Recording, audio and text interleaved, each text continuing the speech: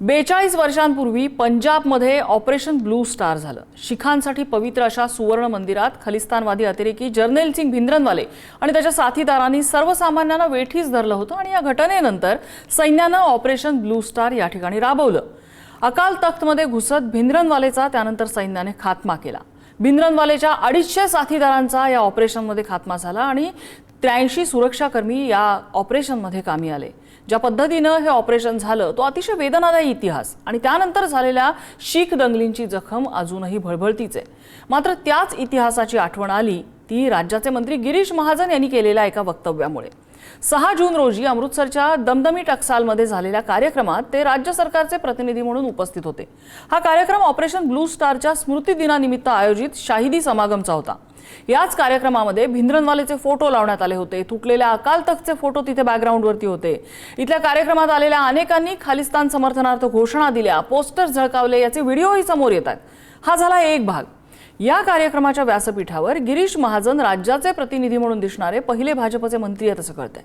ते या व्यासपीठावर दिसणं, तिथून त्यांनी या ऑपरेशन नंतर मृत्युमुखी पडलेल्यांना शहीद म्हणणं, सैन्यानं पवित्र धर्मस्थळावर केलेला हल्ला असं म्हणत सैन्याला आरोपीच्या पिंजऱ्यात उभं करणं, या दिवसाला काळा दिवस म्हणणं आणि या सगळ्यानंतर आता राजकीय प्रतिक्रिया समोर यायला लागल्यात। प्रश्न असा आहे की गिरीश महाजन यांनी अशा व्यासपीठावर जाणं याचा राजकीय अर्थ काय? 42 वर्षांनंतर अशा पद्धतीने ऑपरेशन ब्लू स्टारची आठवण का येतेय? पुढील वर्षीच्या पंजाब निवडणुकीची किनार या सगळ्याला आहे का? या सगळ्याची चर्चा आपल्याला आज करायची आहे। हमारे पवित्र धर्मस्थल पर सेना का आक्रमण हुआ, मैं यही कहूँगा। इंदिरा जी ने जबरदस्ती उन्हें पंजाब में घुसाया, हमारे पवित्र धर्मस्थल पर घुसाया।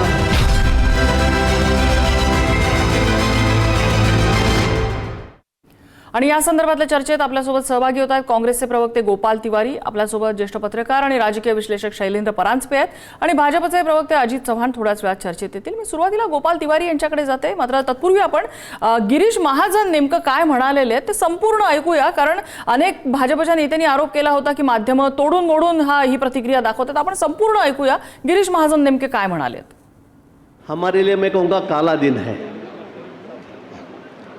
6 जून 1984 1984 ये दिन हम कभी भूल नहीं सकते। जिस तरह से हमारे हजारों भाई बहनें शहीद हुए, मारे गए, हमारे पवित्र धर्मस्थल पर सेना का आक्रमण हुआ, मैं यही कहूँगा। इंदिरा जी ने जबरदस्ती उन्हें पंजाब में घुसाया, हमारे पवित्र धर्मस्थल पर घुसाया और उसके बाद में इतनी बुरी तरह हमारे लोगों के कत्ल हुए, जो शहीद हुए हैं। दिल्ली में भी जिस तरह से हमारी माता है, बहनें हैं, भाई है, बड़े हैं, बुजुर्ग है, बच्चे हैं, इतनी बुरी तरह से कि जब अब्दाली आया था उस वक्त जिस तरह से उन्होंने हमारे कई भाइयों बहनों को शहीद किया था, उसी तरह से हमारे ही देश में हमारे प्रधानमंत्री ने हमारी इतनी बुरी हालत कर दी थी। और इतने हजारों कत्ल होने के बाद दुख की बात तो यह है कि किसी को सजा नहीं मिली, कोई फांसी पे नहीं गया, किसी का कुछ भी नहीं हुआ। आज इतना बड़ा हादसा हुआ, इतना बड़ा एक्सीडेंट मैं नहीं कहूँगा, लेकिन जानबूझकर इन्होंने इतने हमारे भाई बहनों की कत्ल की और उसके बाद में भी किसी को सजा नहीं होती है। ये मुझे लगता है ये तो बहुत सोचने वाली बात है, शर्म की बात है। आज उनको सभी जो 6 जून उस दिन हमारे शहीद हुए थे, हमारे धर्मस्थल पे जो आक्रमण हुआ था, उसको याद करने का दिन है। आणि अजित चव्हाण पण आपल्या चर्चेत सहभागी झालेले। सुरुवातीला मी अजित चव्हाणांकडे जाते। अजित चव्हाण हे शहीद नेमके कुणाला म्हणतात? भिंद्रनवालेला म्हणतात?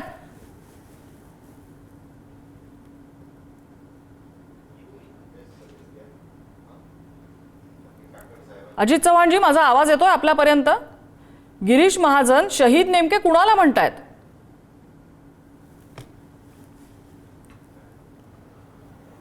नम्रताजी नमस्कार, सर्व प्रेक्षकांना नमस्कार। माफ करा, काही तांत्रिक अडचणींमुळे आपला आवाज येऊ शकत नव्हता, पण आपला प्रश्न मला कळाला आहे।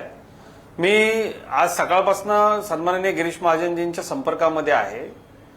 त्यांची आणि भारतीय जनता पक्षाची भूमिका मी सुस्पष्ट करू इच्छितो की गिरीश भाऊंचं भाषण जर आपण नीटपणे ऐकलं तर सन्माननीय गिरीश महाजन साहेबांनी 2 गोष्टींचा याच्यामध्ये उल्लेख केलाय की निष्पाप लोक दमदमा साहेबवरच्या हल्ल्यामध्ये मारले गेले, ते काही आम्हाला मान्य नाही आणि ते मान्यच नाही. आणि दुसरा, ज्याप्रमाणे अब्दालीनं कत्तली केल्या त्याप्रमाणे आमच्या शीख बंधू भगिनींच्या कत्तली झाल्या का तर 100% झाल्या. त्या 4-5-6 दिवसामध्ये काँग्रेसच्या कार्यकर्त्यांनी 3,000हून अधिक शीखांची हत्या केली. देशाच्या वेगवेगळ्या कोपऱ्यांमध्ये अब्दालीनं निर्गुण हत्या केल्या, तशी काँग्रेसच्या लोकांनी हत्या केल्या. तर या हत्यांचा निषेध करायचा नाही का? तर निश्चितपणे केला पाहिजे. या कार्यक्रमाला महाराष्ट्रातनं अधिकृतपणे जाणारे पहिले मंत्री गिरीश महाजन आहेत आणि त्यांनी या ऐतिहासिक चुकीबद्दल श्रद्धांजली इथल्या शहीदांना वाहिली, याचा मला कार्यकर्ता म्हणून अभिमान वाटतो. जर्नेल सिंग भिंद्रनवाला हा खलिस्तानी कट्टरवादी अतिरेकी आहे, तो राहील. त्याचं समर्थन गिरीश महाजनजींनी केलेलं नाहीये. त्यांच्या संपूर्ण वक्तव्यात किंवा भाषणामध्ये जर्नेल सिंग भिंद्रनवाला खलिस्तानी यांच्याबद्दल एक शब्दही नाहीये. मात्र माननीय गिरीश भाऊ या देशामधले जे सामान्य शीख या हल्ल्यामध्ये मारले गेले आणि इंदिरा गांधींच्या हत्येनंतर ज्या पद्धतीनं माझ्या शीख बंधू भगिनींची कत्तल करण्यात आली, हत्या करण्यात आली, पेटते टायर गळ्यामध्ये टाकून जिवंत जाळण्यात आलं, त्याचा निषेध, त्या शहीदांचा निषेध गिरीश महाजनांनी केला. तो करणं अतिशय आवश्यक आहे नम्रताजी. त्याचं कारण असं की या जर्नेल सिंग भिंद्रनवालाला जन्माला घातलं तेच इंदिरा गांधींच्या आणि काँग्रेसच्या राजकारणानं. जेव्हा हा अजित चव्हाणजी, त्यांनी जर शहीद ह्या दंगलींमध्ये झालेल्यांना म्हटलं असेल तर नंतर त्यांनी दिल्ली दंगलींचा स्पष्ट उल्लेख नंतर केलेला आहे. दिल्ली दंगलींचा वेगळा उल्लेख त्यांनी केलेला आहे. दिल्लीमध्ये जे शिखांचं शिरकाण झालं त्याचा वेगळा उल्लेख केलाय त्यांनी. हा वेगळा उल्लेख करायची गरज त्यांना का भासली? आणि दुसरी गोष्ट, जर भिंद्रनवालेना दहशतवादी तुम्ही म्हणताय, खलिस्तानी दहशतवादी म्हणताय, तर जिथे गिरीश महाजन भाषण करतायत तिथे पाठीमागे जो मोठा पोस्टर लावलेला आहे तिथे गिरीश महाजनांपेक्षा जास्त उंचीचा भिंद्रनवालेंचा फोटो आहे, ज्याला तिथे उपस्थित लोक संत समजतायत. तिथे प्रेक्षकांमध्ये असलेले लोक खलिस्तानवादी नारे देत आहेत. त्याचं काय?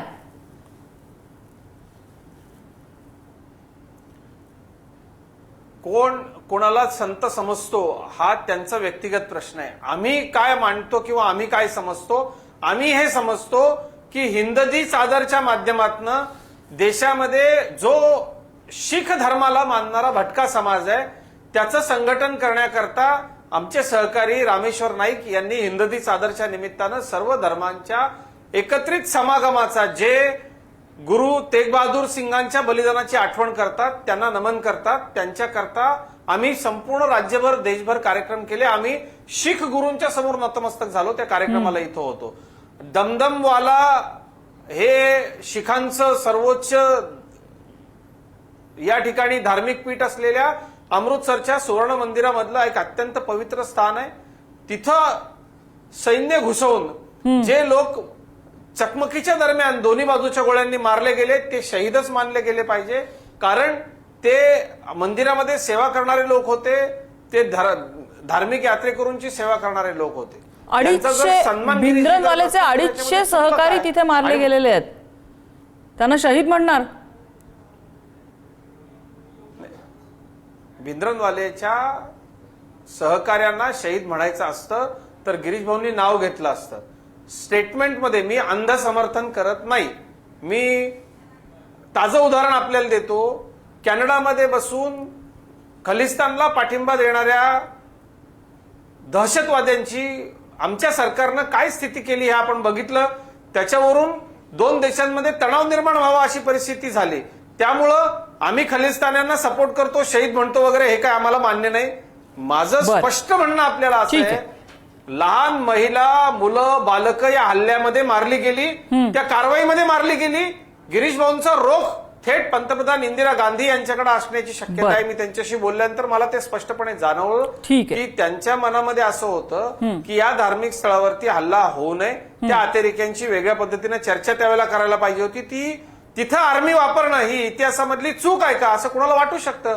आणि त्या हल्ल्यामध्ये जे निष्पाप जीव मारले गेले ते त्यांच्याकरता तुम्ही जे स्पष्ट केलं, तुम्ही जे म्हणताय गिरीश महाजनांशी बोलून तुम्ही सांगताय की त्यांचा रोख काँग्रेसकडे होता, त्यांच्या टीकेच्या केंद्रस्थानी काँग्रेस होतं. मुद्दा लक्षात आला. गोपाल तिवारीजी काय म्हणायचं याच्यावरती? आणि आणि मी येते अजितजी, मी पुन्हा येते आपल्याकडे. अनेक मुद्दे आहेत आपल्याकडे आणि वेळ पण आहे. गोपाल तिवारीजी बोला. आता 2 मिनिटं मला बोलू द्या, यांना इंटरप्ट नका कोणी करू नये. हे बघा, ही सगळी गोष्ट सगळ्या जगाला माहिती आहे की भिंद्रनवाल्यांची काय मागणी होती. ते असे अलगाववादी होते, त्यांना वेगळं खलिस्तान करायचं होतं, देशाचा तुकडे पाडायचे होते. आणि ह्या सगळ्याला परिस्थितीला सामोरं जात असताना जेव्हा देश एक मोठी सत्ता बनू पाहत होता इंदिराजींच्या नेतृत्वाखाली, जेव्हा पाकिस्तानचे 2 तुकडे केले होते इंदिराजींनी, आणि त्यामुळे संपूर्ण ह्याच्यात त्यावेळेला काही परकीय शक्तींच्या हाताशी धरून हे खलिस्तानवादी वेगळं भूत हे त्या ठिकाणी सुरू झालं. आता मुद्दा असा आहे की ठीक आहे, त्यांची मागणी मान्य करण्यासारखी नव्हतीच, कारण आपला सार्वभौम देश आहे, त्यांना वेगळा खलिस्तान पाहिजे होता. आता अशा परिस्थितीमध्ये जेव्हा ते एका अमृतसर मंदिरामध्ये अतिरेकी म्हणून त्या ठिकाणी घुसले, त्या ठिकाणी शरणागत झाले, त्यावेळेला मी तुम्हाला सांगू इच्छितो की इंदिराजींनी हा संपूर्ण पंजाबचा प्रश्न हाताळताना ज्ञानी झैल सिंग हे पंजाबचे राष्ट्रपती, शीख राष्ट्रपती, 1982 साली राष्ट्रपती पदाची त्यांनी शपथ घेतली आणि ते राष्ट्रपती पदावर होते. आता आपलं सैन्य जर घुसवायचं झालं तर देशाच्या पंतप्रधानांना हे राष्ट्रपतीला कळवावं लागतं आणि संपूर्ण सैन्य दलाचे प्रमुख हे राष्ट्रपती असतात. आता ज्ञानी झैल सिंग हे देखील शीखच होते. आता त्यांच्या परमिशन शिवाय ते सैन्य आले का तिथे? तर नाही, कारण त्यावेळेला ती आवश्यक कारवाई होती, देशहिताची कारवाई होती. उद्या एखादा अतिरेकी कुठल्याही मस्जिदमध्ये, मंदिरामध्ये, प्रार्थना स्थळामध्ये जर गेला तर त्याला असं सोडून देणार का आपण? त्यामुळे हे आवश्यक होतं आणि त्यामुळे ती गरजेची कारवाई होती, कारण त्यामुळे देशाचे तुकडे पडायची शक्यता होती. आता ह्या सगळ्या याच्यामध्ये त्यावेळेला नंतर राजूजींनी रिबेरो सारखे अधिकारी, जेस विर्क सारखे हे सगळे पंजाबचे अधिकारी यांच्या माध्यमातून तिथे खलिस्तानी अतिरेक्यांचा खात्मा केला. अशा परिस्थितीमध्ये वारंवार असं म्हणायचं की शिखांची हत्या झाली, हे राजीव गांधी आपल्या आईचं मृत्यूच्या थारोळ्यात पडलेले असताना आणि त्याबाबत पण त्यांच्या इंदिराजींना त्यावेळेला सुरक्षा यंत्रणांनी सांगितलं होतं की तुमच्या सिक्युरिटीमध्ये शीख बांधव आहेत, बेअन सिंग सारखे शीख आहेत, तरी देखील इंदिराजींनी त्यांना सांगितलं होतं जरी ते शीख असतील तर ते राष्ट्रविरोधी नाही, ते राष्ट्रप्रेमी शीख आहेत आणि त्यांच्यावर मी अविश्वास करू शकत नाही, हे धाडस होतं इंदिराजींमध्ये. आणि त्यामुळे तरी देखील त्यांचा त्या घात झाला आणि त्यावेळेला राजीव गांधी दिल्लीच्या रस्त्यावर जाऊन दंगली शांत करत होते. ह्या अख्ख्या मीडियाने अनेकांनी पाहिलं, म्हणजे स्वतःचं दुःख करत न बसता आईचं मृतदेह रक्ताच्या थारोळ्यात पडलेला असताना दिल्लीच्या सडकेवर रस्त्यावर जाऊन दंगली शांत करत होते. प्रयत्नांची आहे गोपाल तिवारीजी, हे सगळं झालंच नसतं जर ऑपरेशन ब्लू स्टार झालं नसतं, असं म्हटलं जातं. हे सगळं झालंच नसतं जर ऑपरेशन ब्लू स्टार झालं नसतं. आता मुद्दा आम्ही हे म्हणत नाही, राहुल गांधींच्या तोंडचं हे वाक्य आहे की ऑपरेशन ब्लू स्टार ही आमची चूक होती. तुमच्याच पक्षातले ज्येष्ठ मंत्री राहिलेले पी चिदंबरम यांचं वाक्य आहे ऑपरेशन ब्लू स्टार ही चूक होती. मग ऑपरेशन ब्लू स्टार ही चूक होती हे काँग्रेस आज मान्य करतंय का? परंतु त्यावेळेला ऑपरेशन ब्लू स्टार हे तेव्हा देशाचे राष्ट्रपती हे देखील सरदारजी होते, शीख होते, त्यांच्याशी सल्ला मसलत करूनच हे ते शीख असू शकत नाही. ते शीख कशाला? ऑपरेशन ब्लू स्टार मध्ये ती खूप ज्यांनी लीड केली, ते ब्रिगेडियर ब्रार ते स्वतः शीख होते. इथे कोणी शीख असण्याचा संबंध नाहीये. प्रश्न इथे कसला येतोय की त्यानंतर जी परिस्थिती बदललेली आहे त्यामुळे ऑपरेशन ब्लू स्टार ही चूक होती का हा प्रश्न विचारला जातोय, ज्याच्याबद्दल राहुल गांधींनी हे मान्य केले की ही चूक होती. त्यानंतरची परिस्थिती मी तुम्हाला सांगतो नम्रताजी. हो, परंतु त्याच्यानंतर पण 1990 म्हणजे 85 नंतर काँग्रेसचे 3 मुख्यमंत्री झाले ना त्या ठिकाणी, म्हणजे बेअन सिंग झाले, त्यांची पण हत्या झाली. त्या ठिकाणी अकाली दलाचे लोगोवाल यांच्याशी शांततेचा करार राजीवजींनी केला, त्यालाही, परंतु त्यांची हत्या झाली. हरणजीत सिंग ब्रार होते, राजेंद्र कौल होते, अमरिंदर सिंग कॅप्टन होते आणि रणजित सिंग चन्नी हे दलित पहिले भारतातले काँग्रेसचे मुख्यमंत्री होते. असे 4 मुख्यमंत्री पंजाबच्या जनतेने हे जर मान्य केलं असतं की काँग्रेसची चूक होती तर त्याच्यानंतर 4 मुख्यमंत्री काँग्रेसचे कसे झाले असते सांगा ना. ही बाजू सुद्धा दुसरी बाजू आहे त्याची. अगदी आपण समजावून घेऊ, आपण ही सगळी सिच्युएशन समजावून घेऊया. मिळालेलं आहे. मला परांजपे सरांकडे जायचं. परांजपे सर, 42 वर्ष झालेत या घटनेला, पण अजूनही ऑपरेशन ब्लू स्टार हे नाव निघालं की त्या वेदना पुन्हा एकदा उफाळून येतात. आज 42 वर्षानंतर नाव निघालेलं आहे. हे खरंच भावनिक आहे की यामागे राजकारण दिसतंय? दोन गोष्टी. राजकारण आहे ही स्वच्छ गोष्ट आहे आणि त्याचं साधं कारण असं की 42 वर्ष झाली ऑपरेशन ब्लू स्टारचा दिवस. तिथले शीख जे काही त्यांची संघटना आहे, संस्था आहे, म्हणजे दमदमी टाकसाळ अमृतसरच्या सुवर्ण मंदिरातच भिंद्रनवाले यांनी तळ ठोकला, तिथे शस्त्र जमवली, त्या अतिरेकी कारवायांना आश्रय मिळत होता धार्मिक स्थळामध्ये, म्हणून सेनेला तिथे कारवाई करावी लागली. तत्कालीन पंतप्रधान इंदिरा गांधी यांनी तो निर्णय घेतला, हे सगळ्यांना माहिती आहे. मला आक्षेप 2-3 गोष्टींचा आहे. तुम्ही जे म्हणता त्या प्रश्नाचं उत्तर हे की त्याच्या मागे निश्चित राजकारण आहे. कारण गिरीश महाजन 42व्या त्या दिवसासाठी 42 वर्ष होताना जात आहेत. 41व्या वर्षी गेले नाहीत, 40व्या वर्षी गेले नाहीत. फडणवीसांचा मेसेज त्यांनी तिथे वाचून दाखवला किंवा काहीतरी सांगितलं की मी त्यांना पुढच्या वर्षी घेऊन येईन. तर पुढच्या वर्षी निवडणूक झालेली असेल तर मला खात्री फडणवीस जाणार नाहीत तिथे. पण फडणवीस 14 ते 19 मुख्यमंत्री होते महाराष्ट्राचे, त्यावेळेला एकदाही ब्लू स्टारच्या ऑपरेशनच्या दिवसाला यांच्यातलं कोणी गेलं नाही. त्याचं कारण उघड आहे. आता पंजाबच्या निवडणुका येऊ घातल्यात, मग 14 ते 19 मध्ये का गेले नाहीत?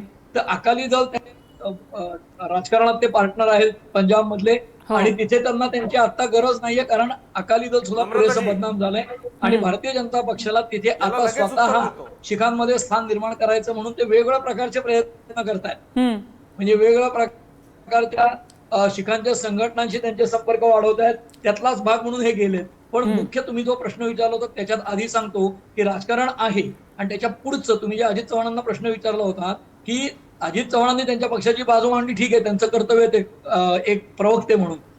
परंतु गिरीश महाजनांचा जो पाईक तुम्ही ऐकवला, तुम्ही प्रत्यक्ष भाषण ऐकलेलं नाही तिथं काय महाजन अचूक बोललेत ते, परंतु तुम्ही जे ऐकवलं त्याच्यामध्ये त्यांनी असा उल्लेख केला गिरीश महाजनांनी की सेनाने आक्रमण किया सुवर्ण मंदिर पे. आपली भारतीय सेना आपल्या धार्मिक स्थळावर आक्रमण करेल का?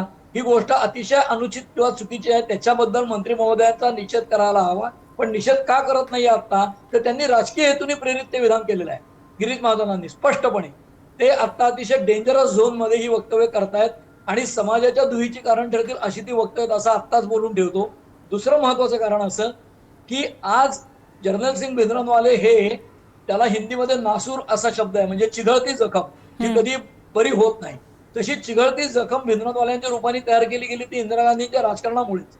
आणि त्याचाच परिपाक म्हणून काय झालं पुढे, तो सुवर्ण मंदिराची कारवाई झाली. त्याच्या सोडाच्या हेतून इंदिरा गांधींची हत्या केली गेली त्यांच्याच अंगरक्षकांकडनं. आता इथे ज्यावेळेला गोपाळ तिवारी म्हणतायत की इंदिराजींना सूचना होती कोणाची, इंटेलिजन्स एजन्सीची, की तुमच्या स्वतःच्या वैयक्तिक संरक्षणामध्ये जे अंगरक्षक किंवा शीख धर्माचे तुम्ही ठेवलेले आहेत, त्याला धर्म म्हणता येत नाही, पंथ आहे तो. म्हणजे भारतीय घटनेमध्ये जो सेक्शन 25 अंतर्गत त्याला पंथ आहे हिंदू धर्मातला असं म्हटलं गेलंय. तर शीख तुमच्या अंगरक्षक आहेत, त्यांना ठेवू नका. तरी इंदिरा गांधींनी ऐकलं नाही आणि त्याचा आपण आज ग्लोरीफाय करायचं की इंदिरा गांधींनी सुरक्षा यंत्रणांचा इशारा ऐकला नाही आणि त्यांनी बलिदान दिलं. म्हणजे आज त्यांनी घेतलेल्या राजकीय निर्णयापोटी भिंद्रनवाल्यांसारखं भूत उभं राहिलं की जे अतिरेकी स्वरूपाचं होतं, खलिस्तानवादी होतं. ज्या व्यासपीठावर खलिस्तानच्या घोषणा दिल्या जातात खाली समोरनं, त्या व्यासपीठावर महाराष्ट्राचा मंत्री जातो लोकशाहीमध्ये, त्याचाही निषेध करायचा नाही. दुसरीकडे इंदिराजींच्या चुकीमुळे भिंद्रनवालेचं भूत उभं राहिलं, त्याचा बिमोड करायला सैन्याने कारवाई केली. त्याला भाजपच्या मंत्र्यांनी धार्मिक स्थळावरचं सेनेचं आक्रमण म्हणायचं. दुसरीकडे इंदिराजींच्या मुळे आपल्या धार्मिक भावना दुखावल्या म्हणून 2 अंगरक्षकांनी त्यांची हत्या केली, तर इंदिरा गांधींचं बलिदान म्हणायचं. ज्या राजीव गांधींबद्दल आता गोपाळ तिवारींनी सांगितलं की ते दिल्लीच्या रस्त्यावर म्हणजे इंदिरा गांधींच्या हत्येनंतर ज्या देशभर दंगली उसळल्या त्याच्यामध्ये भारतामध्ये सगळ्यात पहिल्यांदा भारतीयांनी शीख बांधवांना घाबरलेल्या अवस्थेत पाहिलं होतं. आणि लोक जमेल तिथे आश्रय घेत होते, ते शीख बांधव मिळेल तिथे शेल्टर घेत होते. जे केस ते अभिमानाने ठेवतात ते केस कापत होते, दाढी कापत होते. आज शीख बांधव घाबरलेला या देशाने फक्त 84च्या दंगलीत पाहिला. आणि त्याला कारणीभूत जे आहे, राजीव गांधींना विचारलं, नृशंस हत्याकांड झालं शिखांचं अख्ख्या भारतभर, त्याच्यावर राजीव गांधींचं वक्तव्य प्रसिद्ध आहे. ते म्हणाले होते एखादं मोठं वडाचं झाड उतळून पडलं तर त्याच्या मागे छोटे छोटे धरणीकंप होतात, तसं ते समजायचं. आणि सगळ्यात महत्वाचं, काँग्रेसनी महात्मा गांधींचा वारसा सांगतात. महात्मा गांधींनी सगळ्या आंदोलनामध्ये आपलं दायित्व स्वीकारलं होतं. आज ज्यावेळेला शिखांची हत्या झाली त्यानंतर काँग्रेसचे पंतप्रधान मनमोहन सिंग झाल्यावर त्यांनी देशाची माफी मागितली 84च्या शिखांच्या दंगलीबद्दल, हत्याकांडाबद्दल. म्हणजे काँग्रेसला देशाची माफी मागावीशी वाटली नाही. एका काँग्रेसच्या अध्यक्षाला कधीच, कारण काँग्रेसचा अध्यक्ष हा कायम गांधीच आहे, पण माफी कोणी मागितली तर मनमोहन सिंगांनी, कारण ते शीख पंतप्रधान होते. आणि आज गोपाळ तिवारी सांगतायत की शीख राष्ट्रपती असताना त्यांची अनुज्ञा घेऊन सुवर्ण मंदिरावर कारवाई केली. म्हणजे इंदिरा गांधींनी केलेली कारवाई ते जयसिंगांच्या मागे लपू पाहतायत. आणि मनमोहन सिंगांनी देशाची माफी का मागितली? का तर ते शीख पंतप्रधान होते, पण काँग्रेसच्या अध्यक्षाला कधीच मागावीशी वाटली नाही. याच्यावर ते उत्तर देणार नाहीत. अजित चव्हाण आज गिरीश महाजनांची भलावण करतायत आणि जे निष्पाप मेले त्यांच्याबद्दल आम्ही म्हणतोय, अरे पण भिंद्रनवाले या अतिरेक्याने तिथे आश्रय घेतला होता, त्याचा निषेध करणार का? जिथे खलिस्तानच्या घोषणा दिल्या जातात त्या व्यासपीठावर भाजपचा मंत्री जाणार का? निवडणुकीसाठी तुम्ही काय वाटेल ते कराल का?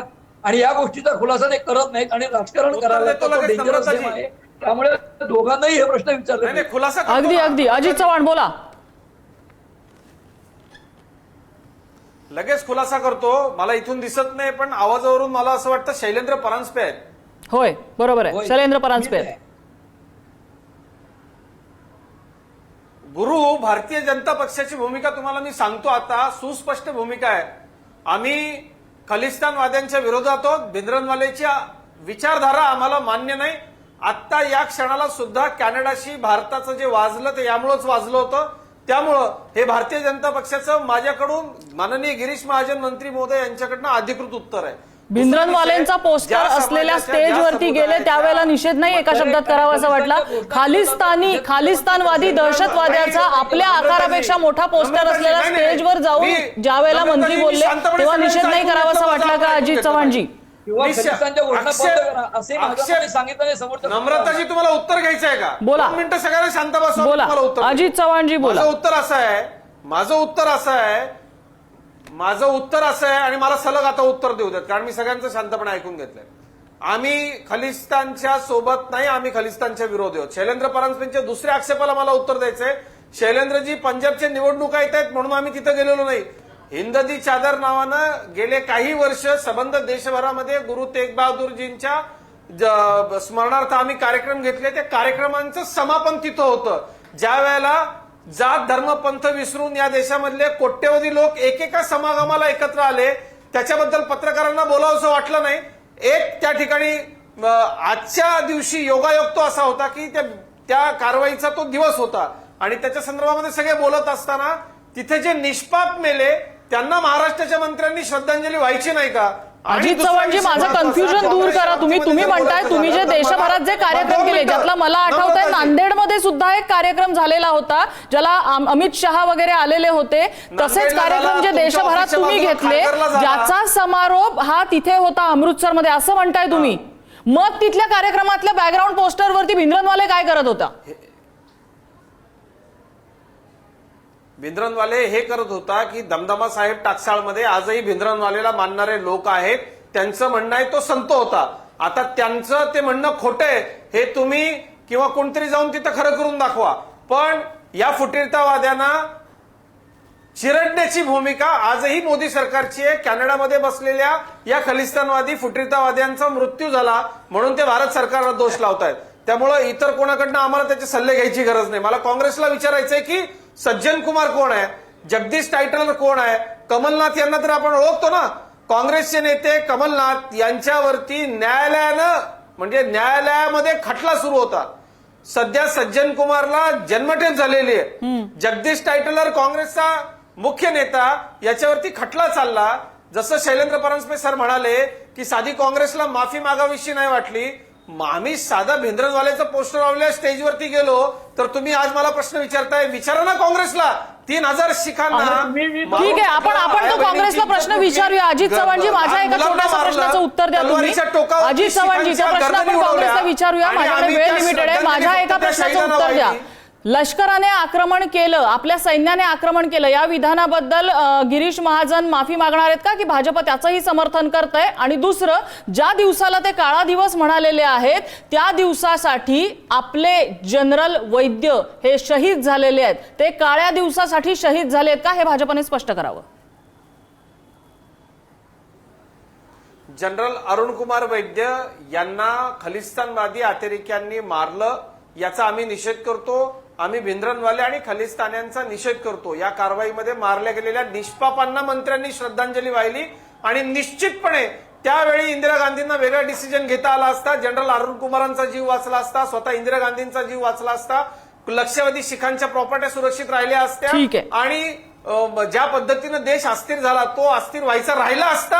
हे सगळं टळलं असतं. हा काळा दिवस जर इंदिरा गांधींनी देशाला दाखवला नसता, संयमानं आणि नीटपणे इंटेलिजन्सचा ठीक आहे. वापर करून कारवाई केली असती तर देशाला हे दिवस पाहावे लागले नसते. बरं, आणि मुद्दा ही लक्षात आला. चूक भारताचं सैन्य मुद्दा चुकीच्या लक्षात आला. ठिकाणी एखाद्या गोपाल तिवारीजी, वापरला थोडक्यात. असेल तर आपल्याकडे त्या वेळ ऐतिहासिक लिमिटेड आहे. चुकीला गोपाल उजाळा तिवारीजी. देण्यात काही चुकीचं नाही. यात ठीक आहे. सैन्याचा अपमान नाही. ठीक आहे, मुद्दा लक्षात आला, देश ऐकतोय. गोपाल तिवारीजी बोला. हे बघा, हे दोन गोष्टी वेगळ्या आहेत. त्या ठिकाणी निष्पाप शिखांची हत्या झाली, त्याचा तर निषेध वेळोवेळी केलेला आहे. त्याच्यावर ज्या काही कारवाई झाल्या आहेत त्याच्यावर पण कोर्टाने न्याय, आता सज्जन कुमार असतील, जगदीश पाटील असेल, याच्यावर कायदेशीर कारवाई आहे. अजितजी त्याला बोलू दे, अजितजी त्याला बोलू दे. व्यवस्था आहे. ऐका, आता मध्ये बोलू नका, आता मध्ये बोलू नका, आता मध्ये बोलू नका, आता मध्ये बोलू नका. आता ही घाण सवय बंद करा, ऐकण्याची हिंमत ठेवा. माफी मागायला पाहिजे होती ना काँग्रेसनं. आता आमच्या त्याच्यानंतर हे भिंद्रानवाल्यांच्या पोस्टर खलिस्तानवाद्यांच्याकडे मताच्या लाचारी पोटी जात आहेत. पंजाबच्या निवडणुका समोर डोळ्यासमोर घेऊन आपापल्यासारखे तिथे गेले मतांच्या राजकारणासाठी. हे सगळ्यांच्या समोर. आणि ह्या सैन्याला तुम्ही अतिक्रमण म्हणता, आक्रमण म्हणता. अहो, या राजकारणाची सुरुवात कुठून झाली गोपाल तिवारीजी? आज भाजपकडे तुम्ही बोट दाखवताय. या राजकारणाची सुरुवात कुठून झाली? मुद्दा असा आहे, मुद्दा गोपाल तिवारीजी, या राजकारणाची सुरुवात कुठून झाली? पहलगाम आणि पुलवामा सारख्या हत्या होऊन द्यायच्या का? पहलगाम आणि पुलवामा सारख्या हत्या होऊन द्यायच्या होत्या का? खलिस्तानवादी जर डोकं वर काढतायत तर त्या ठिकाणी त्यांच्यावर तातडीची कारवाई करणं गरजेचं होतं. त्यामुळे ती करणं भाग झालं. आणि देशाचे तुकडे होऊन द्यायचे होते का? आणि त्यावेळेला इंदिराजींची लोकप्रियता शिखरावर होती. पाकिस्तानचे 2 तुकडे केले होते इंदिराजींनी. गरिबी हटावचा नारा गेला होता. आंतरराष्ट्रीय मध्ये देशाची प्रतिमा अत्यंत मोठ्या प्रमाणात त्या ठिकाणी उभारणी घेत होती. इंदिरा गांधींनी घेतलेल्या चांगल्या निर्णयाबद्दल इंदिरा गांधींचं कौतुक आहे आणि I am lady of India म्हणून आजही भारत त्यांना ओळखतो. प्रत्येक राजकारण्याच्या इतिहासामध्ये काही पानं अशी असतात ज्याबद्दल त्यांना रिग्रेट असतो. मला शेवटची कॉमेंट परांजपे सरांची घ्यायची. परांजपे सर, हे अशा प्रकारे अशी व्यासपीठ जर राजकारणासाठी वापरली जात असतील तर ती किती घातक आहेत? थोडक्यात जाऊन तिथे बोलताय आणि सेनेला आक्रमण करण्याचं म्हणताय, ह्याचा निषेध केला पाहिजे. अगदी निषेध आहेच अशा वक्तव्यांचा. परांजपे सर, अशी व्यासपीठं राजकारणासाठी वापरली जात असतील तर किती घातक आहेत? मला प्रश्नाचा शेवटचे 2-3 शब्द कळलेले नाहीत, ते पुन्हा विचारता का? प्रश्न असा आहे की असं व्यासपीठ, अशी व्यासपीठ जर मतांच्या राजकारणासाठी वापरली जात असतील तर किती घातक आहे? नाही, घातक आहेच. मी पहिल्या वक्तव्यातही बोललो की समाजात दुहीची बीज पसरवण्यासारखी वक्तव्य ही काही पहिल्यांदा या कृती झालेल्या नाहीत राजकारण्यांकडनं. यापूर्वीही महाराष्ट्रामध्ये आपण जातीवाचक विधानं तथाकथित पुरोगामी नेत्यांकडनं पाहिलेली आहेत अनेक. म्हणजे आता आपल्याला वेळ कमी म्हणून मी ती सगळी उद्धृत करत नाही. परंतु जिथे खलिस्तान जिंदाबादच्या घोषणा दिल्या जातात, खलिस्तान निर्माण करायचा उद्देश ठेवला जातो, भिंद्रनवाल्यांचं पोस्टर लावलं जातं, त्या व्यासपीठावर महाराष्ट्रात उठून एखादा मंत्री जावा आणि पुढच्या वेळेला मी मुख्यमंत्र्यांना घेऊन येईन म्हणतो, त्याचा निषेध करायला पाहिजे इतकं मला वाटतं आता. आणि राजकारणासाठी अशा दुहीची बीज पेरणाऱ्या कुठल्याही विचारधारांना किंवा व्यासपीठांना राजकारण्यांनी तरी स्पर्श करू नये कुठल्याही पक्षाच्या. कारण त्यांचा तात्कालिक फायदा होईल पण त्याला देशाला त्याचे दुर्गामी परिणाम भोगायला लागतील असं मला स्पष्टपणे वाटतं. कसं आहे, पंजाब हे जे राज्य आहे अतिशय महत्वाचं राज्य आहे. कारण पंजाबची सीमा ओलांडली की पलीकडे येतो पाकिस्तान.